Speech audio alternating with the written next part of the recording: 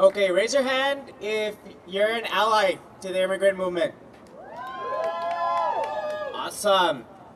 So one thing I really want to highlight is that the work that we do when we go back home, no matter what it is that we do, we always have to center the people that are being directly affected in our work.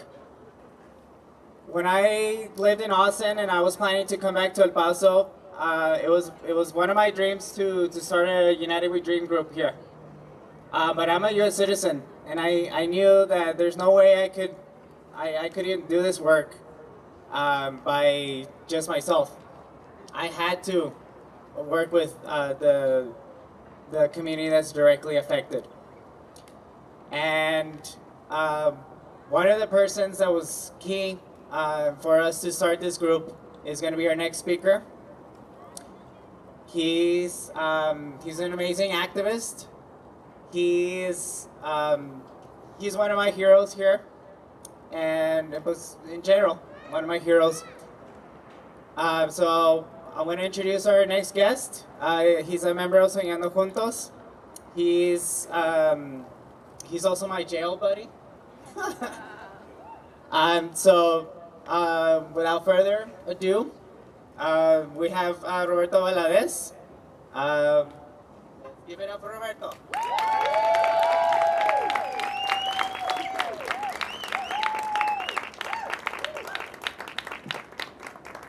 Hello, good evening. No, afternoon. Is it still an afternoon? Yeah, right. Good afternoon to everyone. Thank you for coming to our beautiful community of El Paso.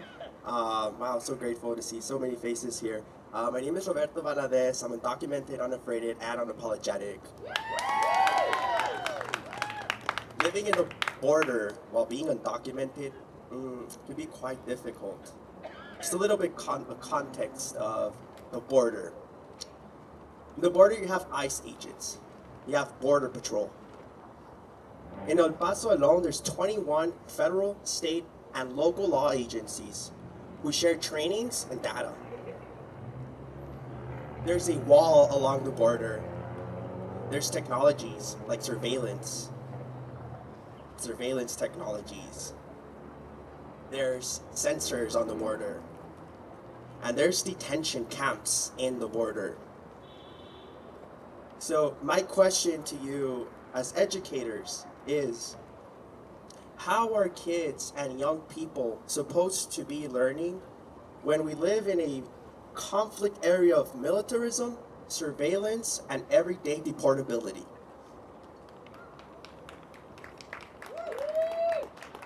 Today, 1 out of 3 dreamers live in the border.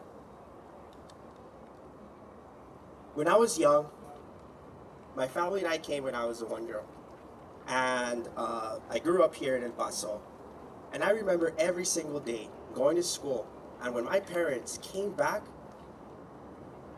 all this pressure out of my being. Because one more day, my parents were back home. In middle school, in high school, we had conversations right now about the prison to pipeline. Well, there's also the detention pipeline, high school detention pipeline.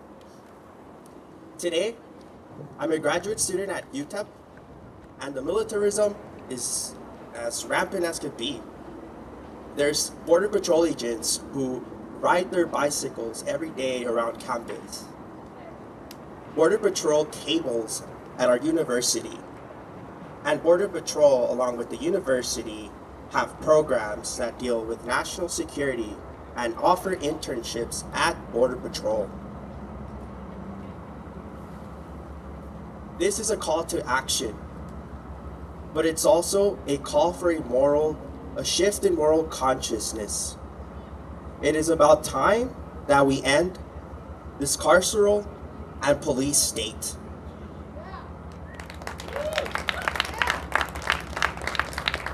They're gonna call you crazy.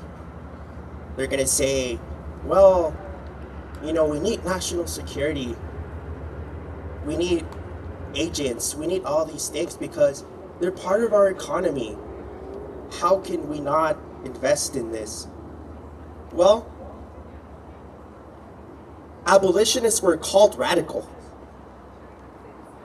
They went against the grain to free people because people do not deserve to be in cages or locked in or oppressed. But they got it done. They went against the grain and they abolished slavery. And then they came up in the 60s with this crazy idea of desegregating. And they were called radicals. But they did it because it was the right thing to do. I'm here to call for the abolishment of ICE. They're gonna say, well, we need it. They hire this amount of agents. They have families. But immigrants have families too. And I know that right now, the future looks a little bleak.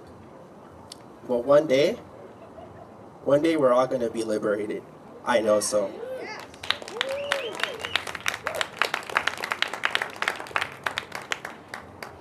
Finally, another call to action. Get involved. Talk to people. Get to know their stories. Amplify their stories. And get involved.